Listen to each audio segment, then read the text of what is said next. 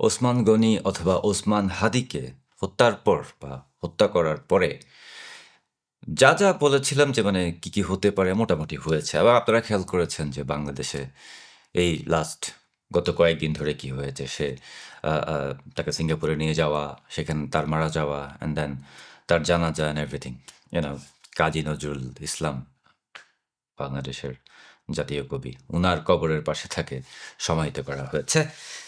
Okay, I understand. I still don't know why Hadi is so famous, why he is a hero, why, আমি তো যা দেখেছি হাদি শুধু গালিগালাজ করছে, মানুষকে থ্রেট দিচ্ছে, ইন্ডিয়াকে আলাদা করবে, কার নাকি সাউয়া মামা ছেড়ে ফেলবে টাইপের কথাবার্তা ছাড়া আমি আসলে তেমন কোনো কিছুই আর দেখি নাই। বাট স্টিল, কাউকে হত্যা করা, কাউকে মেরে ফেলা, গুলি করা, নট এ গুড থিং। এটা ভালো না। সেই হিসেবে বলতে গেলে ওসামা বিন লাদেনকেও যে মেরেছিল এটাও আসলে উচিত হয় নাই আর কি, মানে if I speak in the same tone. So একটা প্রশ্ন যেটা আমি অনেক আগেও করেছি, মানে যখন হাদিকে গুলি করা হয়েছিল ওই দিনই করেছিলাম, এরপরেও কয়েকবার টেক্সট টেক্সট পোস্ট দিয়ে আমার টুইটারে, বিশেষ করে আমার টুইটারে দিয়েছিলাম। সেটা হচ্ছে যে হাদি হত্যার পরে এই যে হাদিকে মেরে ফেলা হলো, এটার অ্যাকচুয়াল বেনিফিশিয়ারি কারা? মানে এই এটা থেকে সবচাইতে বেশি লাভবান হয়েছে কে? হ্যাঁ, বিএনপি? আমার মনে হয় না বিএনপি অ্যাকচুয়ালি লাভবান হয়েছে। কারণ লাইক বিএনপির মির্জা আব্বাস সাহেব ঢাকা ৮ আসনে থেকে লড়বেন, রাইট? এটা ওনার আসন। অ্যান্ড দেন হাদি ওই আসন থেকে ইলেকশন করতে চেয়েছিল। বাট মির্জা আব্বাস সাহেবের সাথে হাদি যায় না। মানে মির্জা আব্বাস অনেক সিনিয়র লিডার, অনেক পপুলার লিডার। অন্যদিকে হাদি নোবডি নোজ হিম, রাইট? মানে politically he is zero. So এখানে মির্জা আব্বাস সাহেবের খুব একটা বেশি মানে যায় আসতো না, মানে কন্টেস্টে আর কি। কিন্তু এই ঢাকা ৮ আসনে সাদিক কায়েমও দাঁড়াতে চেয়েছিল, রাইট? সাদিক কায়েম মানে জামাত শিবির অ্যাকচুয়ালি ওই ঢাকা ৮ আসনটার দিকে চোখ দিয়ে রেখেছিল। It's a very important constituent. So স্বাভাবিকভাবে হাদি সরে যাওয়াতে ইনকিলাব মঞ্চ, ইররিলেভেন্ট, জামাত শিবির হয়তো এখন সুযোগ পেয়ে গেছে। দেখা যাবে যে এখান থেকে আহ, মানে জামাত শিবিরের কেউ না কেউ হয়তো এই আসনে দাঁড়াবে, বা যাকেই দিবে সে জামাত শিবিরের একটা মানে ডিরেক্ট গুটি হবে আর কি। আওয়ামী লীগের এখান থেকে কোনো বেনিফিট না। আওয়ামী লীগের অর্ধেকই তো জেলে, বাকি অর্ধেক তো মেরে ফেলছে, আর কিছু কিছু আছে সবই দেশের বাইরে, রাইট? সো আওয়ামী লীগের এখান থেকে কোনো বেনিফিট নাই। আওয়ামী লীগ এ ধরনের কোনো কিছুই পুল করতে পারবে না। ইম্পসিবল। মানে কিভাবে করবে? তো মিছিলই করতে পারতেছে না, কয়েকটা রাস্তায় বেরোতে পারতেছে না। রাস্তায় বেরোলে তাদেরকে হয় মেরে ফেলে, নয় জেলের ভিতরে ঢুকিয়ে দেয়। সো আওয়ামী লীগ এ ধরনের কোনো কিছু করার কোনো প্রশ্নই আসে না। আহ, রইল বাকি হচ্ছে যে মানে এনসিপি বা অন্যান্য যে সমস্ত পার্টি, মানে রেডিক্যালস যারা আছে, এনসিপি, জামাত শিবির, জঙ্গি টঙ্গি এগুলি আর কি, মানে সারি ইউনুসের সাঙ্গপাঙ্গ যারা আছে, তারা সবচেয়ে বেশি বেনিফিটেড হয়েছে না এটাতে? খেয়াল করে দেখছেন? এই ঘটনাকে কেন্দ্র করে তারা করে নাই এমন কোনো কিছু নাই বাংলাদেশে, রাইট? মানে আর একটু হলে তো মানে বিপ্লবী সরকার গঠন করে কি কি করে ফেলবে বলতেছে, তাই না? সংসদ ভবনে তো কি করলেন দেখলেন। এদিকে হাদির জানাজা শেষ করে এসে ওদিকে ওরা মদ খাইতেছে, পার্টি করতেছে, আবার মানে হিন্দি গানের তালে তালে নাচছে। পুরা জিনিসটাই করা হয়েছে অ্যাকচুয়ালি ফোকাসটা ইন্ডিয়ার দিকে বা ইন্ডিয়াকে ব্লেম করার জন্য।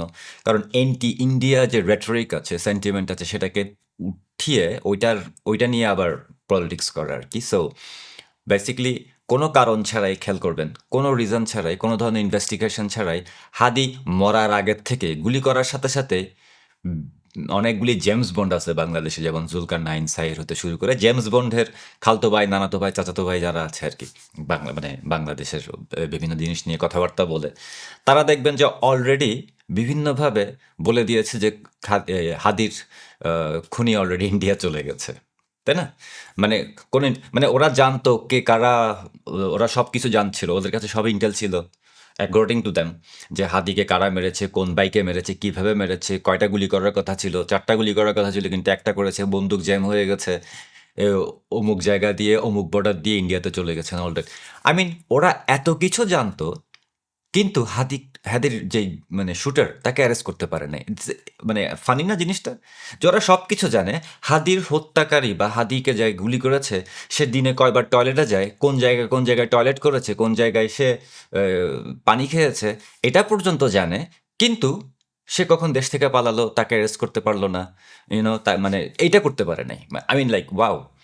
সো এটা খুবই ফানি। ন্যারেটিভটা ওভাবেই করেছে। তারা একটা ন্যারেটিভ দাঁড় করানোর চেষ্টা করেছিল। এটা ওদের কাজে এসেছে এবং ওইটার থ্রুতে গ্যাঞ্জাম করেছে। ডেইলি স্টার, প্রথম আলো পত্রিকা পুড়িয়ে দিয়েছে। I mean that was their target. একই সূত্র ধরে এবং ইন্ডিয়ান হাই কমিশনে অ্যাটাক করেছে। বাংলাদেশে ইন্ডিয়ার যে এম্বাসিগুলি আছে ওগুলিতে অ্যাটাক করেছে। সো ফার সো গুড, তাদের প্রজেক্ট কমপ্লিট। সো হাদিকে আসলে হত্যা কারা করেছে? হাদির হত্যাকারী, আমি আগেও বলেছি, আবারও বলছি, বিমান বাংলাদেশের ফ্লাইটে করে দুবাইতে গেছে, রাইট? এবং পাকিস্তান এম্বাসিতে সে অনেকক্ষণ ছিল। পাকিস্তান এম্বাসির সহায়তায় সে ইউএই গেছে, দুবাইতে গেছে এবং দুবাই থেকে পরে রাস আল খাইমা নামের একটা জায়গা আছে বোধহয়, আরেকটা স্টেট বলতে পারেন, রাস আল খাইমা, আর একে বলে। রাস আল খাইমাতে এক জামাত নেতার বাসায় সে এই মুহূর্তে সেই অবস্থান করছিল। এই মুহূর্তে আমি জানি না কোথায় আছে। সো যতই বলুন হাদির হত্যাকারী ইন্ডিয়াতে, অ্যাকচুয়ালি না, তারা ইনভেস্টিগেশনই করে নাই, কোনো ধরনের ফেয়ার ইনভেস্টিগেশন করে নাই, অ্যাকচুয়ালি কিছুই করে নাই। জাস্ট ফেসবুকে, ইউটিউবে, টুইটারে বিভিন্ন ধরনের থিওরি দিয়েছে। ওই জুলকারনাইন সাইড বলেন বা তার সাঙ্গপাঙ্গরা বলেন, ওরা বেসিক্যালি একটা ন্যারেটিভ ধরে আগাইছে এবং সেই ন্যারেটিভটাকে স্টাবলিশ করার চেষ্টা করছে। ইন্ডিয়া বিদ্বেষী একটা মনোভাব ক্রিয়েট করেছে এবং সেটা দিয়ে বাংলাদেশে যা যা করার অলরেডি করেছে এবং আপনারা দেখেছেন বাংলাদেশে গত কয়েকদিনে জঙ্গি সন্ত্রাসী রেডিক্যালসরা কি করেছে। আর ওদিকে তো আরেকটা গ্রুপ আছে, পারলে বাংলাদেশের নাম চেঞ্জ করে হাদিল্যান্ড করে দিবে, মানে হাদি দেশের নাম, শহরের নাম, কি বলে, হলের নাম, ইউনিভার্সিটির নাম, রাস্তার নাম সব চেঞ্জ করে ফেলতেছে এক হাদি দিয়ে। I still don't know why the hell he is so big of a hero. মানে কেন, ওয়াই? মানে ওই ইন্ডিয়াকে হুমকি দিলেই বিপ্লবী, জঙ্গি জং মানে জঙ্গিবাদের হুমকি দিলেই বিপ্লবী? তাহলে ওসামা বিন লাদেনও বিপ্লবী, রাইট? সো এমন না যে এগুলি এখন কেউ বুঝছে না, এগুলি সবাই বুঝতে পারছে। সবাই বুঝতে পারছে, বাট ক্যালকুলেটিভ ওয়েতে আগাচ্ছে আর কি সামনে। কারণ পলিটিক্স তো এমন একটা জিনিস যেখানে ডান বাম করলেই সমস্যা আছে। আর ওদিকে তারেক ভাইয়া যে আসছে ইয়ের থেকে, লন্ডন থেকে যে আসছে 25 তারিখ, আমি এখনো শিওর না, আমার এখনো ডাউট আছে উনি আদৌ আসবে কিনা, বাট আসলে ভালো। ওয়ান থিং ইজ, তারেক সাহেব বাংলাদেশে আসলেও বিপদ, না আসলেও বিপদ, ওনার কোনো উপায় নাই। এখন যদি উনি 25 তারিখে চলেও আসে, ওইটাও ওনার জন্য একটা বড় বিপদ, because anything can happen at any time আমার মতে। কারণ ইউনাও ওনার মানে বিএনপিকে গ্রিল করার একটা চেষ্টা জামাত থেকে অবশ্যই থাকবে। এবং যেহেতু আওয়ামী লীগকে ব্যান করে ইলেকশন অলরেডি করা হচ্ছে, জামাতের পথ অলরেডি, মানে এই ইসলামিস্টদের পথটা সুগম হয়ে গেছে। যারা রেডিক্যাল টেরোরিস্ট, যারা এখন বাংলাদেশে ক্ষমতা রাখতে চাইছে, তাদের পথ অনেক সুগম হয়ে গেছে। কোনো রকমে যদি বিএনপিকে আটকায় দিতে পারে তাহলে তার কথাই নাই। ইলেকশন যদি না হয় তাহলেই দ্যাটস এনাফ, তারা ক্ষমতায় থাকতে পারবে। আর স্যার ইউনুস, ওনার কথা তো বললামই না, ওনার তো আসলে প্রেসিডেন্ট হবার অনেক শখ। এখন যদি উনি জাতিসংঘের জেনারেল সেক্রেটারি হতে না পারে, তাহলে ওনার প্রেসিডেন্ট হওয়ার অনেক শখ আছে। যে কোনো একটা আর কি চেষ্টা করা হচ্ছে। মানে উনি চেষ্টা করছে দুই দিকেই, প্রেসিডেন্ট হতে চাচ্ছে বাংলাদেশের, আবার জাতিসংঘের জেনারেল সেক্রেটারি হতে চাচ্ছে। মানে এগুলি ওনার সেফ এক্সিট। তো এই শখগুলিও তো অনেক লাখ টাকা, কোটি টাকার শখ, কোটি কোটি টাকা খরচ করা হচ্ছে, বিলিয়ন বিলিয়ন ডলার, আর অনেকগুলি বডি পড়ছে এগুলির জন্য। সো আলটিমেটলি শেষটা কি হয় সেটা দেখার অপেক্ষায় আছি। একটা কথা I will repeat as usual, আবার আগের মতো, সেটা হচ্ছে যে আওয়ামী লীগকে ব্যান করে বাংলাদেশে কোনো ইলেকশন হবে না। সেই যে ইলেকশন হবে, সেই ইলেকশনে কেউ টিকতে পারবে না, ইম্পসিবল। মানে সেই ক্ষমতায় কেউ বেশি দিন থাকতে পারবে না এই ধরনের ইলেকশনে, আওয়ামী লীগকে ব্যান করে। কিন্তু আওয়ামী লীগকে সাথে রেখে ইনক্লুসিভ ইলেকশন যদি করা হয় প্রপারলি, সেখানে যদি বিএনপি জিতে, তাহলে বিএনপি সেই ক্ষমতা অনেক দিন রাখতে পারবে। বিএনপি ঠিকভাবে ক্ষমতা মানে গভর্নমেন্ট ফর্ম করতে পারবে।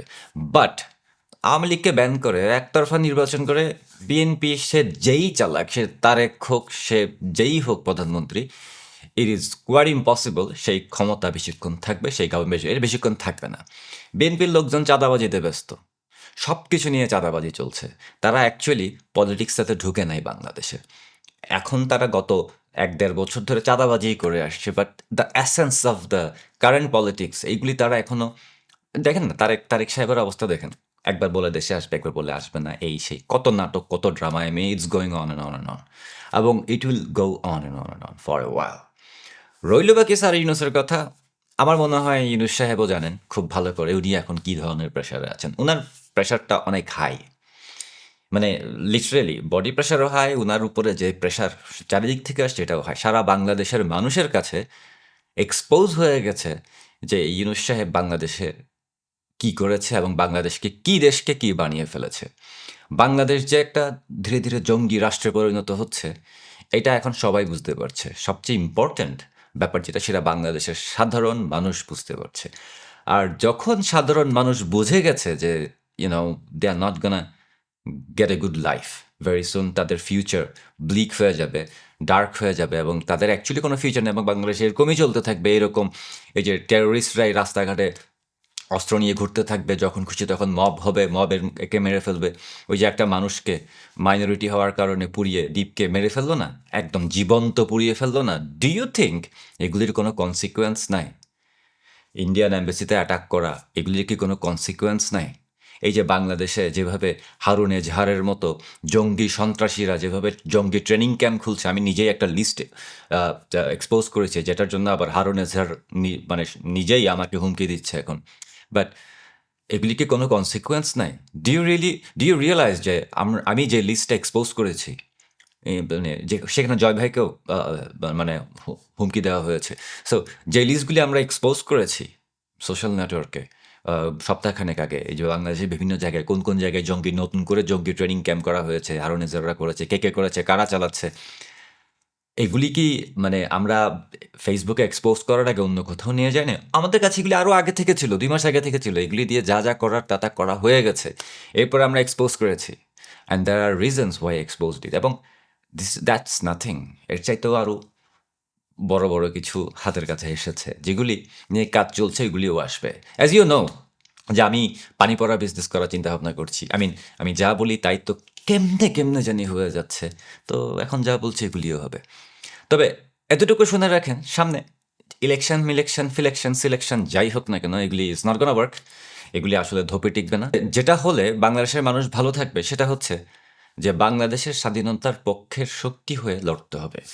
স্বাধীনতার পক্ষের শক্তি আওয়ামী লীগ, কিন্তু বিএনপিকেও স্বাধীনতার পক্ষে আসতে হবে।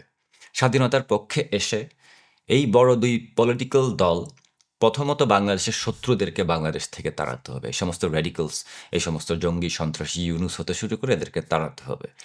এরপরে নিজেরা ইলেকশন করে ক্ষমতা ভাগাভাগি করেন, যে জিতবে সেই ক্ষমতায় আসবে, সে ক্ষমতা রাখতে পারবে, সে প্রধানমন্ত্রী হবে, অল দ্যাট এগুলি পরের ব্যাপার, কিন্তু শত্রু আগে তাড়াতে হবে।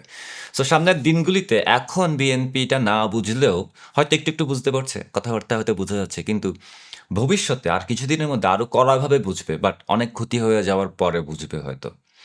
সো তখন গিয়ে দেখা যাবে যে আবার লাইনে চলে আসছে সবাই মিলে স্বাধীনতার পক্ষের শক্তি হয়ে এই স্বাধীনতার বিরুদ্ধের শক্তিকে বাংলাদেশ থেকে তাড়ানোর জন্য যা যা করার তা করবে। আর বিএনপি না যদি করে এটা, তাহলে ওরা বাংলাদেশের পলিটিক্স ইরিলেভেন্ট হয়ে যাবে, স্বাধীনতার বিপক্ষের শক্তি হিসেবে নিজেদেরকে স্টাবলিশ করে ফেলবে পার্মানেন্টলি। আর রইল বাকি আওয়ামী লীগের কথা।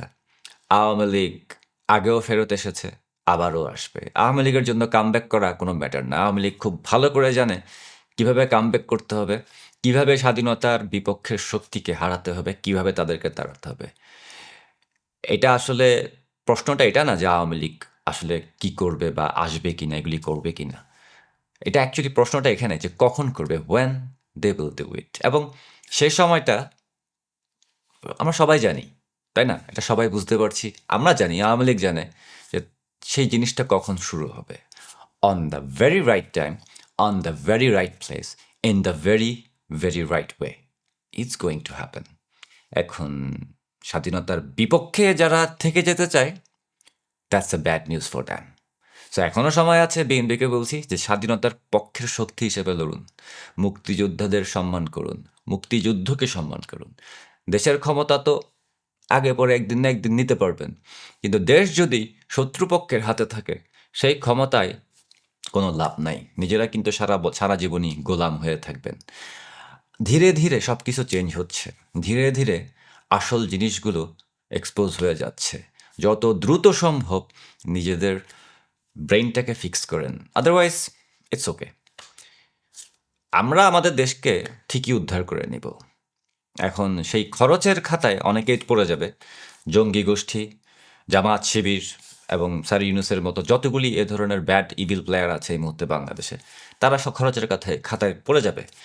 এখন সেই খরচের খাতায় আপনারাও কি পড়ে যাবেন কি যাবেন না, সেটা এখন অ্যাকচুয়ালি আপনাদের ব্যাপার। বুঝলে বুঝেন, না বুঝলে না বুঝেন, up to you. Have a good one.